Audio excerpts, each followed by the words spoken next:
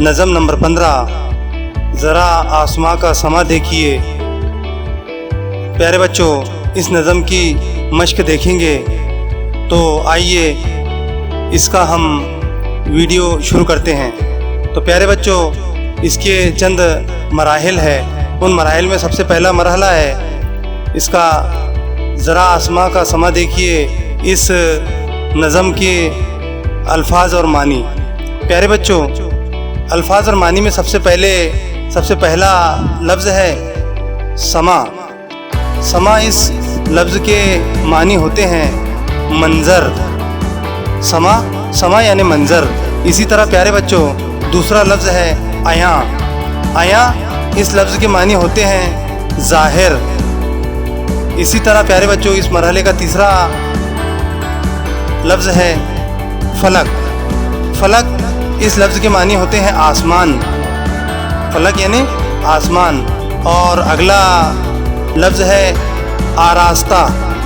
आरास्ता इसका मतलब होता है सजा हुआ। आरास्ता मानी सजा हुआ। इसी तरह सुहाना। सुहाना इस लफ्ज़ के मानी होते हैं अच्छा, प्यारा। इसी तरह प्यारे बच्चों, ये था हमारा एक मरहला इस नज़म के अल्फाज और मानी। इसी तरह हमारा अगला मरहला है इस नज़म के सवालात और जवाबात। तो प्यारे बच्चों, इस मरहले में सबसे पहला एक जुमले में जवाब लिखिए। ये हमारा मरहला है। तो इसमें सबसे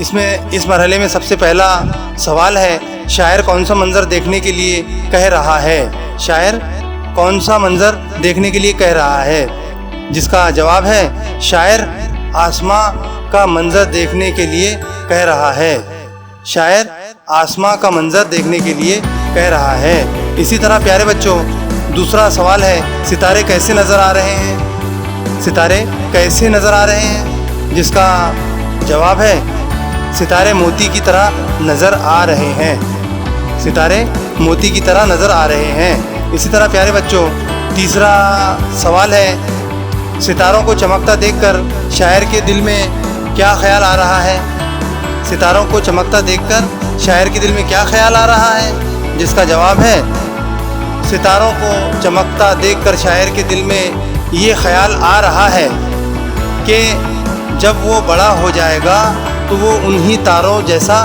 चमकेगा। इसी तरह प्यारे बच्चों, हमारा चौथा सवाल है शायर ने सितारों की मुस्कुराहट किसे कहा है। शायर ने सितारों की मुस्कुराहट चमकने और झिलमिलाने को कहा है। इसी तरह प्यारे बच्चों, ये था हमारा दूसरा मरहला।